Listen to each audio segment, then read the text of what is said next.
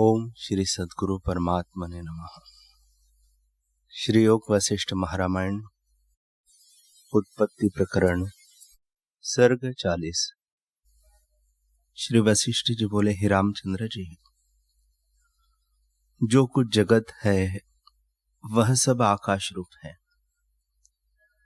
जैसे रस्सी में सर्प भ्रम से भासता है, तैसे ही अंतवाहकता में आदि भौतिकता भ्रम से भासित होती है। आदि शरीर अंतवाहक है, अर्थात संकल्प मात्र है। उसमें दृढ़ भावना हो गई है, उससे पृथ्वी आदि तत्वों का शरीर भासने लगा। वास्तव में न कोई भूत आदि तत्व है और न कोई तत्वों का शरीर है। हे रामचंद्र जी, आत्मा में अज्ञान से आदि भौतिक भासे है। जब आत्मा का बोध होता है तब आदि भौतिक नष्ट हो जाते हैं। जैसे किसी पुरुष ने स्वप्न में आपको हरिण देखा और जब जाग उठा तब हरिण का शरीर दृष्टि नहीं आया, तैसे ही अज्ञान से आदि भौतिकता दृष्टि आई है और आत्मबोध हुए आदि भौतिकता दृष्टि नहीं आती। जब सत्य का ज्ञान उदय होता है तब असत का ज्ञान लीन हो जाता है।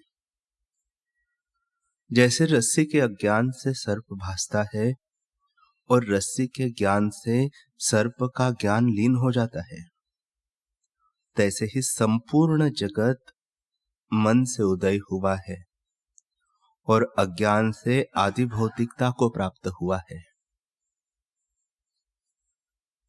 जैसे स्वप्न में जगत आदि भौतिक हो भासता है और जागे से स्वप्न शरीर नहीं भासता, तैसे ही आत्मज्ञान से आदि भौतिकता निवृत्त हो जाती है और अंतवाहक शरीर भासता है।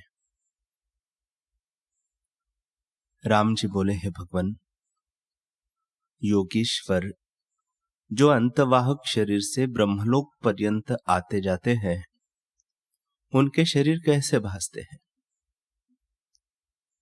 वशिष्ठ जी बोले, हे रामचंद्र जी, अंतवाहक शरीर ऐसे है जैसे कोई पुरुष स्वप्न में हो, उसको पूर्व के जागृत शरीर का स्मरण हो, तब स्वप्न शरीर दृष्टि भी आता है, परंतु उसको आकाश रूप जानता है। तैसे ही आदि भौतिकता बोध से नष्ट हो जाती है।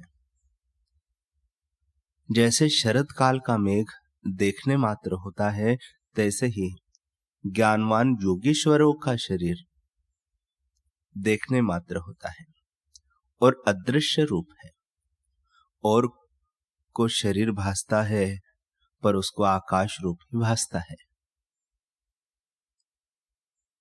हे रामचंद्र जी, यह देह आदि आत्मा में भ्रांति से दृष्टि आते हैं और आत्मज्ञान से निवृत्त हो जाते हैं। जैसे रस्सी के अज्ञान से सर्प भासता है, जब रस्सी का सम्यक ज्ञान होता है तब सर्प भाव उसका नहीं रहता। तैसे ही तत्वबोध होने से देह कहाँ हो और देह की सत्ता कहाँ रहे, दोनों का अभाव ही हो, केवल अद्वैत ब्रह्म सत्ता भासती है।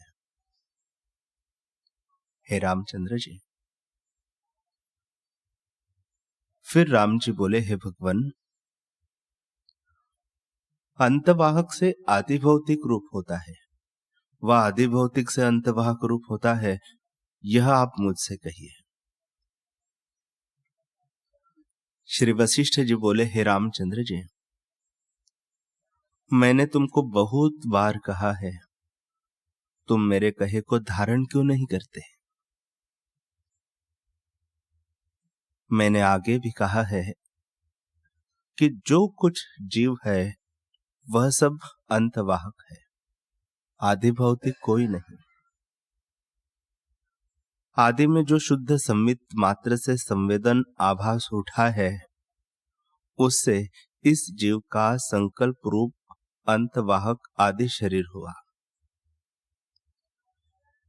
जब उसमें दृढ़ अभ्यास हुआ तब वह संकल्प रूपी शरीर आदि भौतिक होकर भासने लगता है। जैसे जल दृढ़ जड़ता से बर्फ रूप हो जाता है, तैसे ही प्रमाद से संकल्प के अभ्यास से आदि भौतिक रूप हो जाता है। उस आदि भौतिक के 3 लक्षण होते हैं। भारी शरीर होता है, कठोर भाव होता है और शिथिल होता है। उसे अहम प्रतीति होती है, इस कारण आदि भौतिक कहता है। जब तत्व का बोध होता है तब आदि भौतिकता आकाश रूप हो जाती है।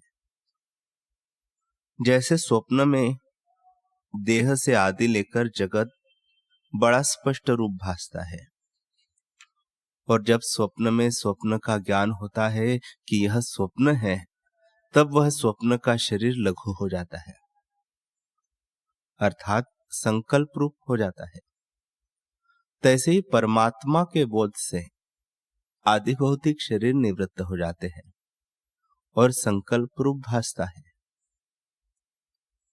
हे रामचंद्र जी, आदि भौतिकता अबोध के अभ्यास से प्राप्त होती है। जब उलट के उसी अभ्यास का बोध हो तब आदि भौतिकता नष्ट हो जावे और अंतवाहकता उदय हो। हे रामचंद्र जी, जीव एक शरीर को त्याग के दूसरे को अंगीकार करता है। जैसे स्वप्न से स्वप्नांतर प्राप्त होता है और जब बोध होता है तब शरीर और कुछ वस्तु नहीं, वही आदि भौतिक शरीर शांत हो जाता है। जैसे स्वप्न से जाग के स्वप्न शरीर शांत हो जाता है। हे रामचंद्र जी, जो कुछ जगत तुमको भासता है वह सब भ्रम मात्र है, अज्ञान से सत्किनाई भासता है। जब आत्मबोध होगा तब सब आकाश रूप होगा। श्री वशिष्ठ जी बोले, हे रामचंद्र जी,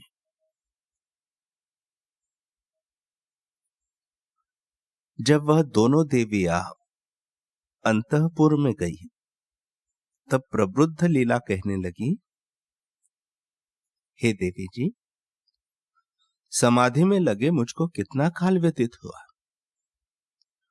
मैं ध्यान से भूपाल की सृष्टि में गई थी और मेरा शरीर यहां पड़ा था, तो वह कहां गया। देवी बोली, हे लीले, तुझको समाधि में लगे 31 दिन व्यतीत हुए हैं। जब तू ध्यान में लगी तब तेरा पूर्वाष्टक विदुरथ की सृष्टि में विचरता रहा। जब इस शरीर की वासना तेरी निवृत्त हो गई तब जैसे रस से रहित पत्र सूख जाता है, तैसे ही तेरा शरीर निर्जीव होकर गिर पड़ा, और जैसे काष्ठ पाषाण होता है तैसे ही होकर बर्फ की नाई शीतल हो गया। तब देख के सबने विचार किया कि यह मर गई, इसको जलाइए, और चंदन और घृत से लपेट के जला दिया। बांधवजन रुदन करने लगे और पुत्रों ने पिंड क्रिया की। हे लीले, जो तू ध्यान से उतरती तो तुझको देख के लोग आश्चर्यमान होते, और अब भी देख के सब आश्चर्यमान होवेंगे कि रानी परलोक से फिर आई है। हे लीले, अब तुझको बोध उदय हुआ है। इसमें शरीर की वासना नष्ट हो गई और अंतवाहकता में दृढ़ निश्चय हुआ, इस कारण वह शरीर जीवित हुआ। अब जो उसके समान तेरा शरीर हुआ है वह इस कारण है कि तुझको लीला की वासना में बोध हुआ है कि मैं लीला हूं, इस कारण तेरा शरीर तैसा ही रहा। यह लीला शरीर की तेरी वासना नष्ट न हुई थी, इस कारण तू निर्वाण न हुई, नहीं तो विदेह मुक्त हो जाती है। अब तो सत्संकल्प हुई, जैसे तेरी इच्छा होगी तैसे ही अनुभव होगा। हे लीले, जैसी वासना जिसको होती है उसके अनुसार उसको प्राप्त होता है। जैसे बालक को अंधकार में जैसी भावना होती है तैसा ही भान होता है। जो वैताल की भावना होती है तो वैताल हो भासता है, परंतु वास्तव में वैताल कोई नहीं।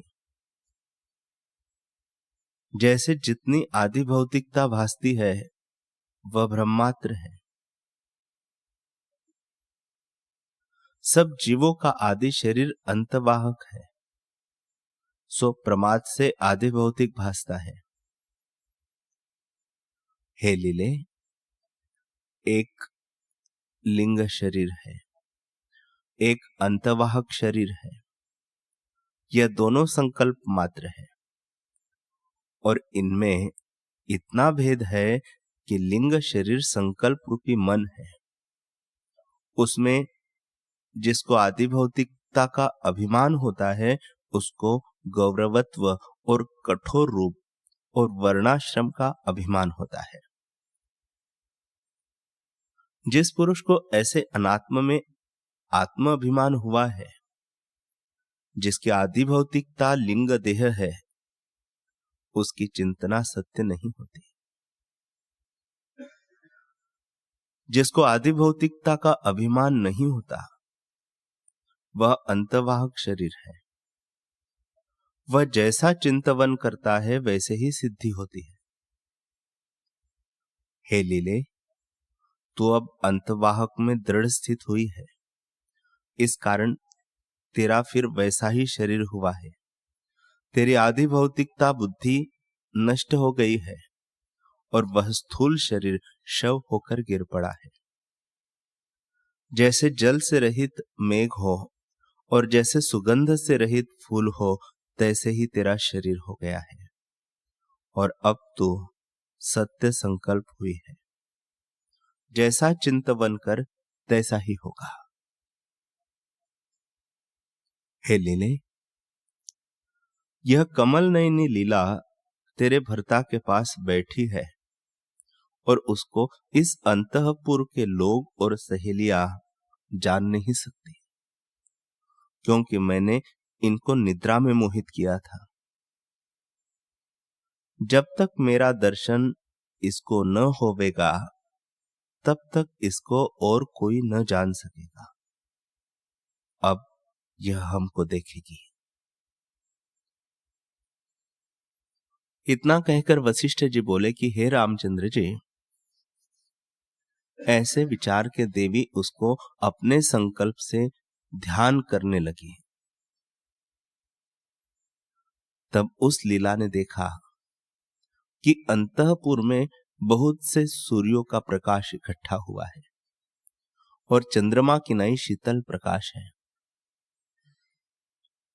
ऐसे दोनों देवियों को देख के उसने नमस्कार कर मस्तक नवाया और दोनों को स्वर्ण के सिंहासन पर बैठा के कहने लगी, हे जीव की दाता, तुम्हारी जय हो।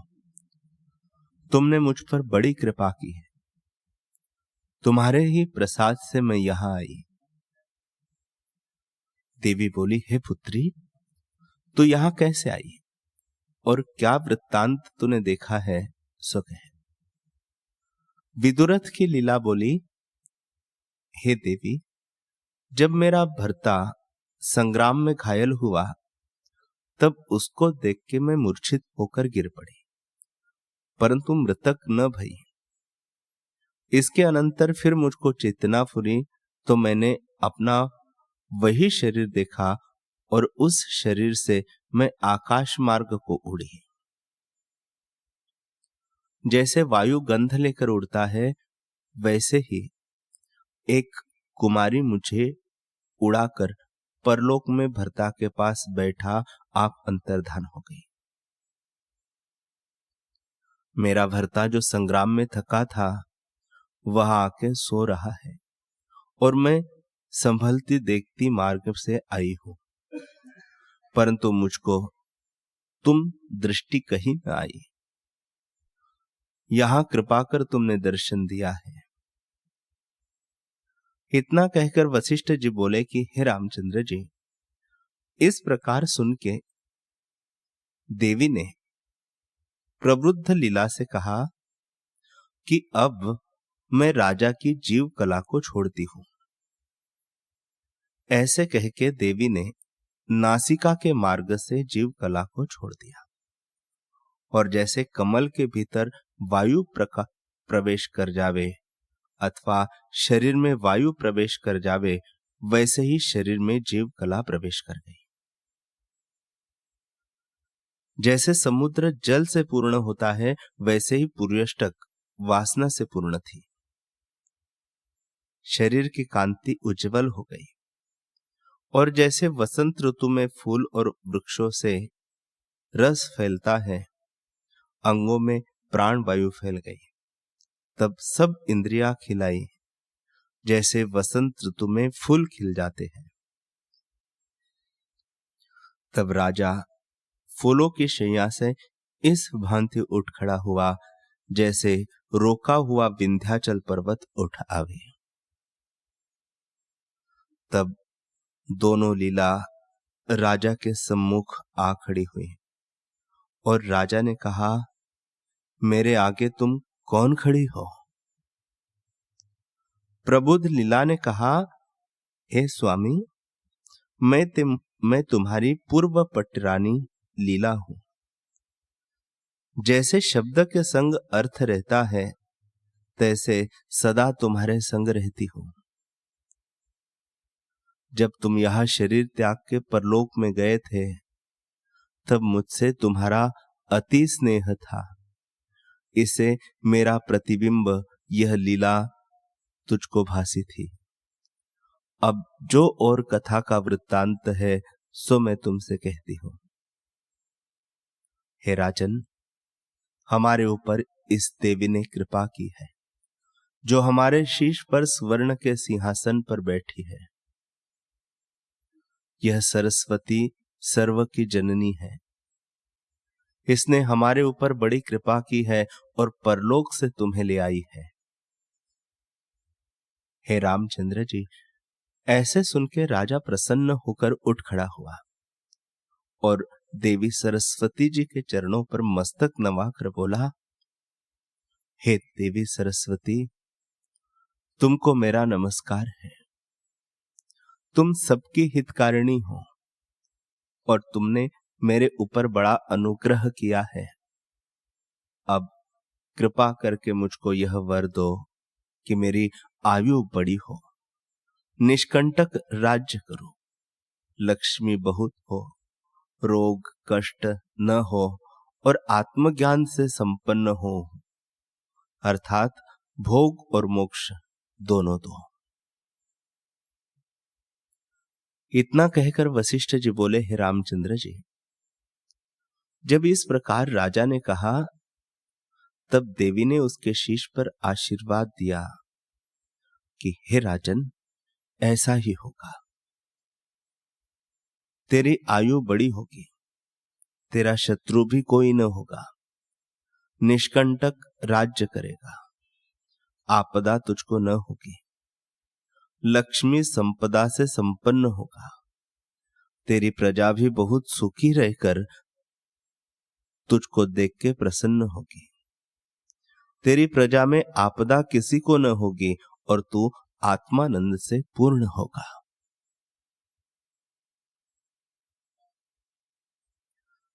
श्री वशिष्ठ जी बोले, हे रामचंद्र जी, इस प्रकार कह के देवी अंतर्धान हो गई और प्रातः काल का समय हुआ। सब लोग जाग उठे, सूर्य भी उदय हुआ और सूर्यमुखी कमल खिलाए। राजा दोनों लीला को कंठ लगा प्रसन्न और आश्चर्यमान हुआ। मंदिर में नगारे बजने लगे और नाना प्रकार के शब्द होने लगे। मंदिर में बड़ा हुलास और आनंद हुआ। अनेक अंगना नृत्य करने लगी और उत्साह हुआ। विद्याधर, सिद्ध, देवता फूलों की वर्षा करने लगे और लोग बड़े आश्चर्यमान हुए कि लीला परलोक से फिर आई है और अपने भर्ता और एक आपसी दूसरी लीला लेकर आई है। हे रामचंद्र जी, यह कथा देश से देशांतर चली गई और सब लोग सुन के आश्चर्यमान हुए। जब इस प्रकार यह कथा प्रसिद्ध हुई, तब राजा ने भी सुना कि मैं मर के फिर जिया हूं और विचारा कि फिर मेरा अभिषेक हो। निदान मंत्री और मंडलेश्वरों ने उत्तर, दक्षिण, पूर्व और पश्चिम चारों ओर से सब समुद्र और सर्व तीर्थों का जल मंगा राजा का अभिषेक किया और चारों समुद्रों पर्यंत राजा निष्कंटक राज्य करने लगा।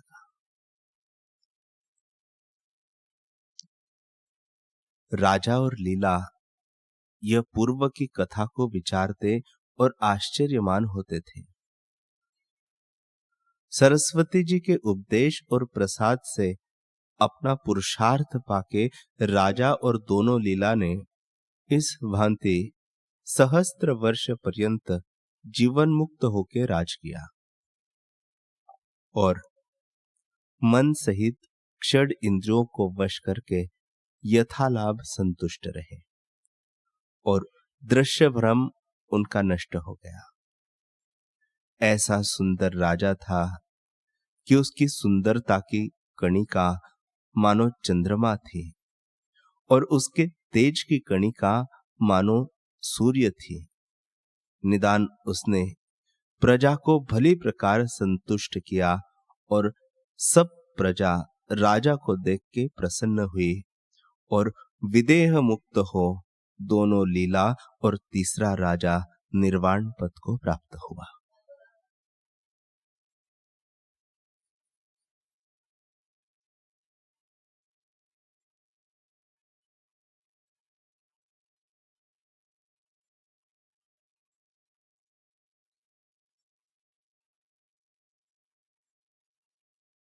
हरि ओम।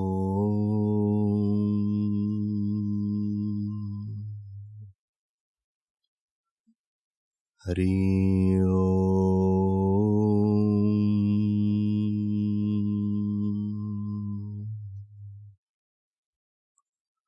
ओम सहना भवतु सहनौ भुनक्तु सह वीर्यं करवावहै तेजस्विनावधीतमस्तु मा विद्विषावहै। ओम शांति शांति शांति। श्री सद्गुरुदेव भगवान की जय।